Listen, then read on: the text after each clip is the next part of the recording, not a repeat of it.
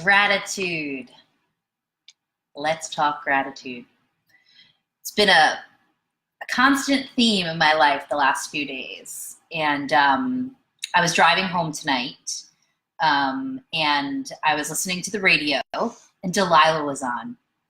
And Delilah was talking about gratitude tonight. And she was saying how this is a big time of year that we should be reflecting on the things that we're grateful for. And so I knew I wanted to start doing videos again. Wasn't sure what to discuss. Like I said, this past couple of days has been all about gratitude. And then when Delilah was talking about gratitude, I was like, okay, maybe this is my topic. This is what I got to talk about here. So, I love quotes. So there's two quotes I want to talk to you about tonight, which might be day by the time I post this. A grateful heart is a magnet for miracles.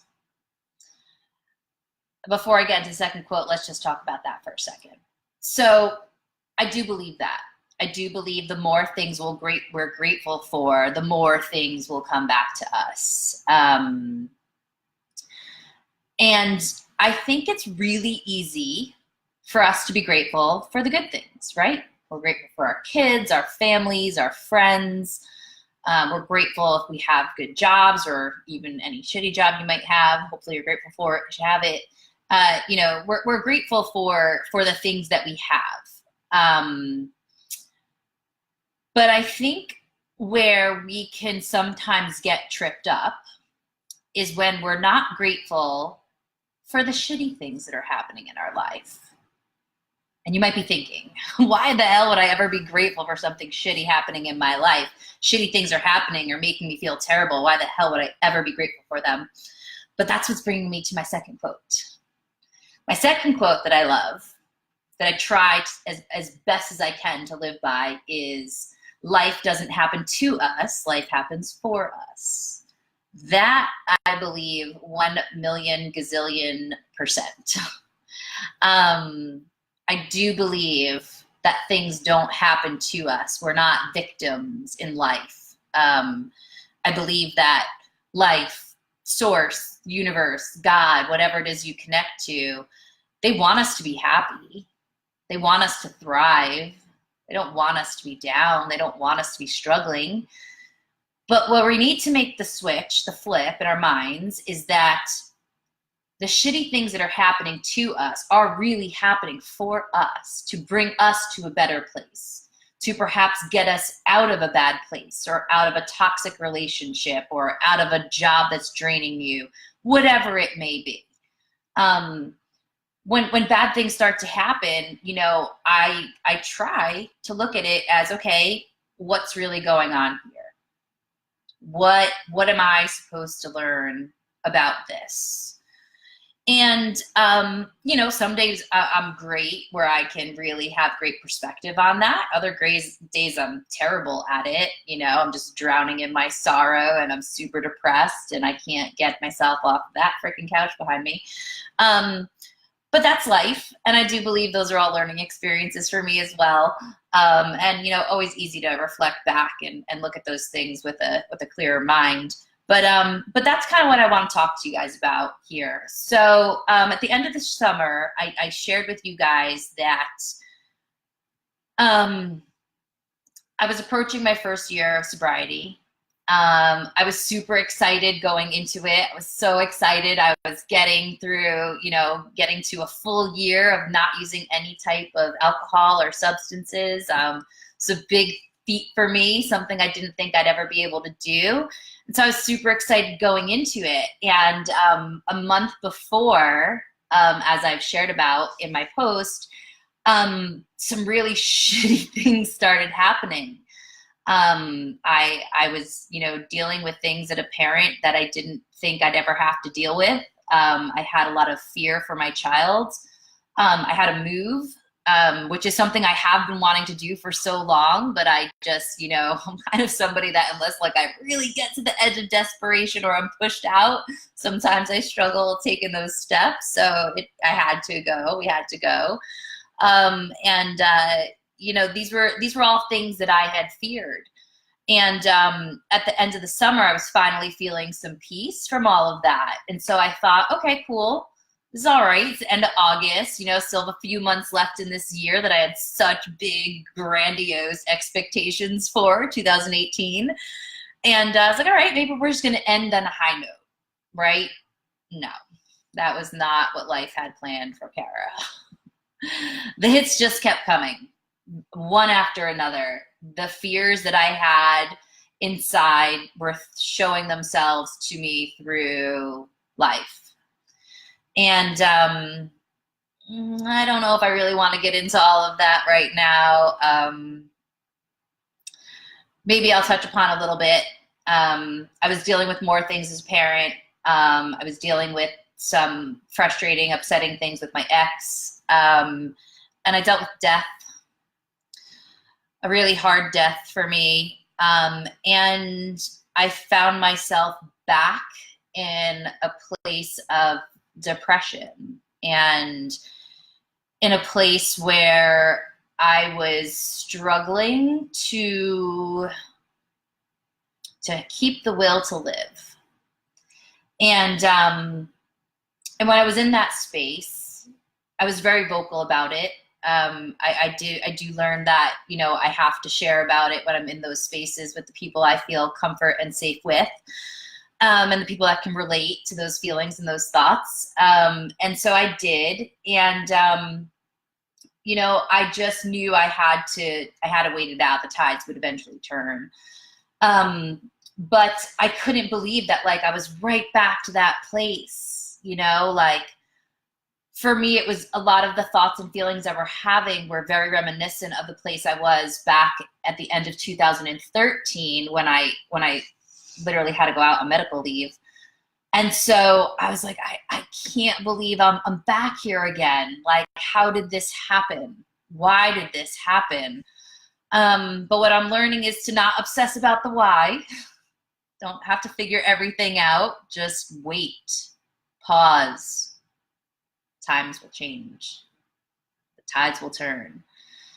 And so that's what I did. Because I did share about these things with people I respect, I got a lot of really great suggestions. Some of them I took, some of them I didn't. You know, we always have to do what's best for ourselves. And I, once again, like I did when I hit my bottom back in 2013, I decided to take a completely holistic approach to that.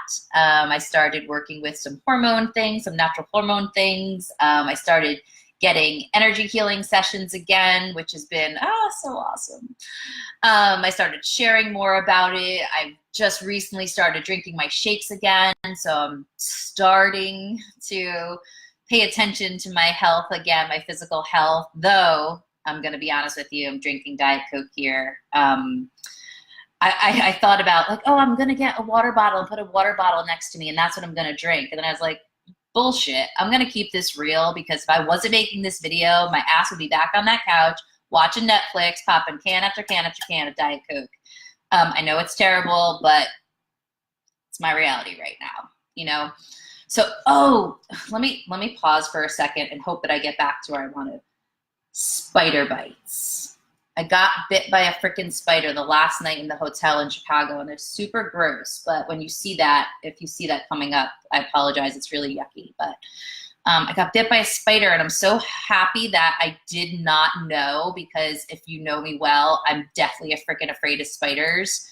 Afraid of most all insects, but spiders, man, I don't know what it is about them. I like lose my shit if I see a freaking spider. I can't, you know what? I can't even talk about it because I'm starting to like visualize a spider in my head and cancel.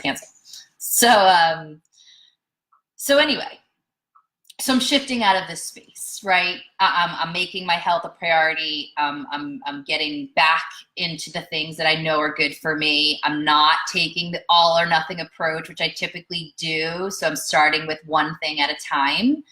And when I feel like that's more of a habit, then I'll shift to the next thing. Maybe someday I'll get rid of the Diet Coke. Maybe someday I'll stop smoking cigarettes, because unfortunately, since I got sober, that's something I picked up again. Sorry for the people that are not happy with that choice, but again, that's my reality. That's where I'm at. So anyway, circling back, I'm feeling better. And now I'm at a place where I can look at those things that have happened in the last 6 months that were horrible. And I can look at them with gratitude for a few reasons.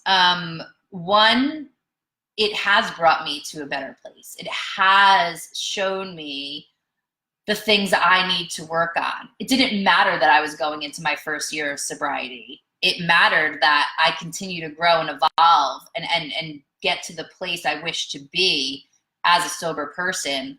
And these things happened to me for that reason.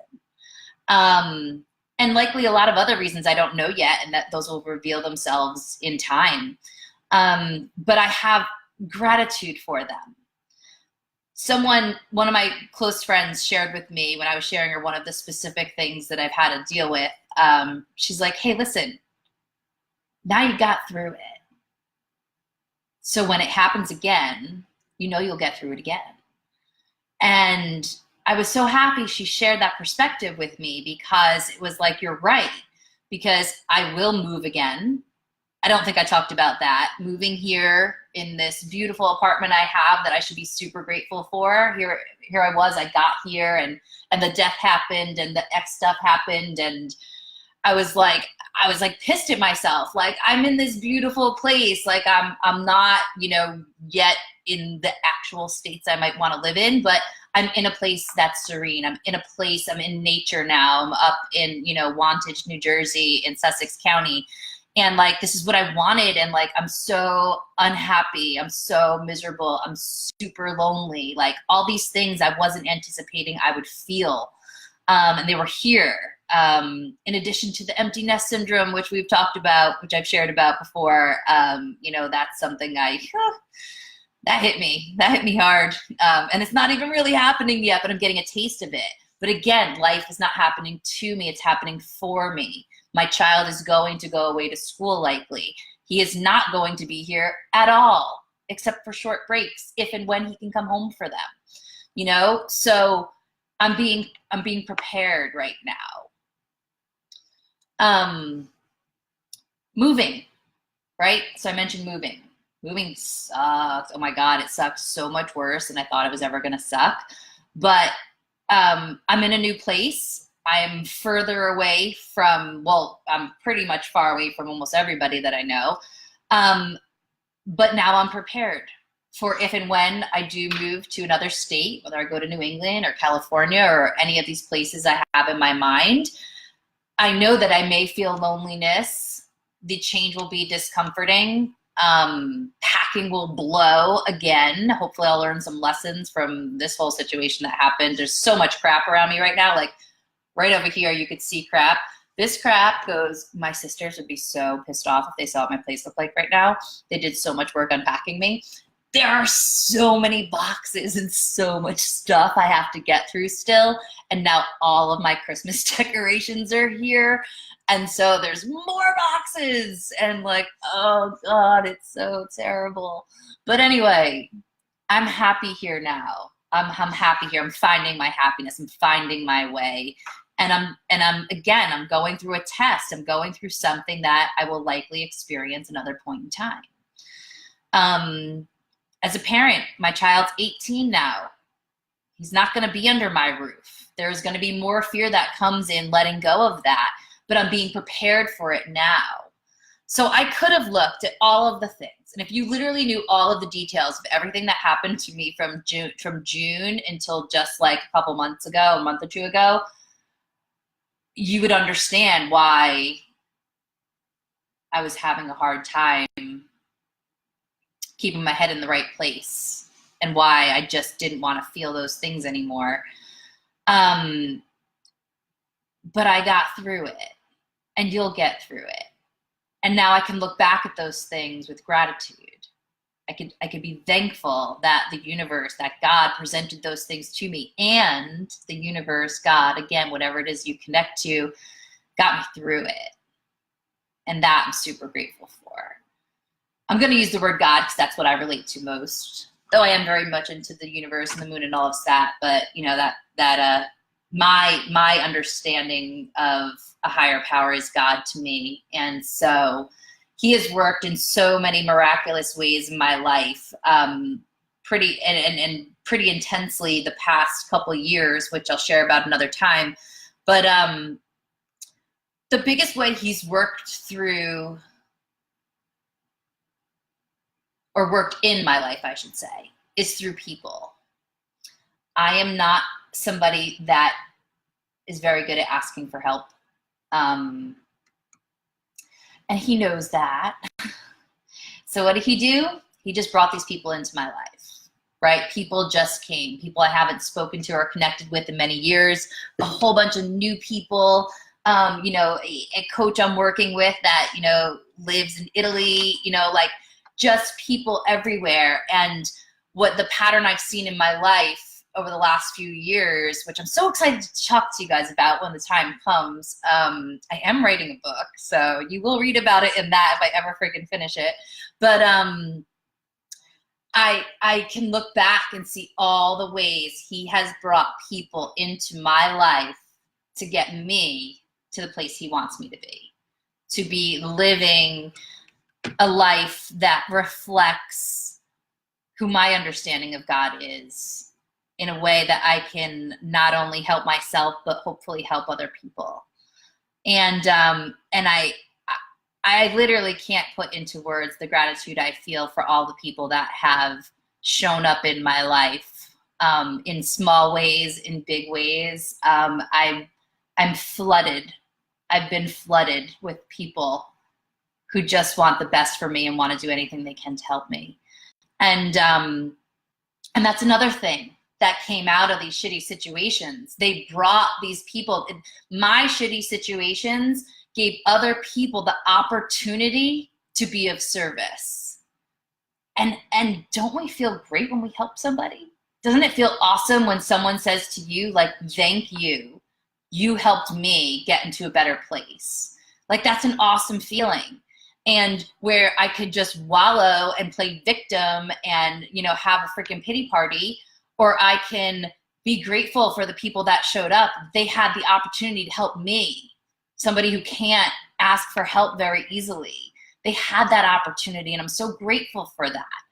And so I'm going into the end of this year, thankfully in a much better place. You know, there's still stuff to deal with. There always will be. But I'm feeling so much better, and I am ending the year with a significant amount of gratitude in my heart, in my mind, everywhere I can possibly have it. I literally can't even put it into words. And I just think that we need to take the time to reflect on the not so great things that have happened in our life and find gratitude for them, because they did happen for you. They didn't happen to you. So as you end the year, which I don't know about you, you know, like I mentioned, I had such high expectations of 2018 being this rockin' freaking year, and that was not really at all how it turned out to be. But again, it's shifting me.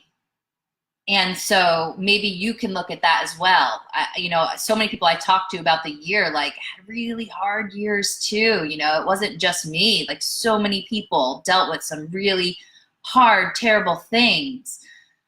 But if we can look at those things again and find those ways that it helped us grow, that it helped us become better, that it helped us allow somebody else to help us, you know, that's where the miracles are. Again, we can be grateful for the good things we have in our lives, and we should. We should be grateful for everything, the smallest, tiniest things.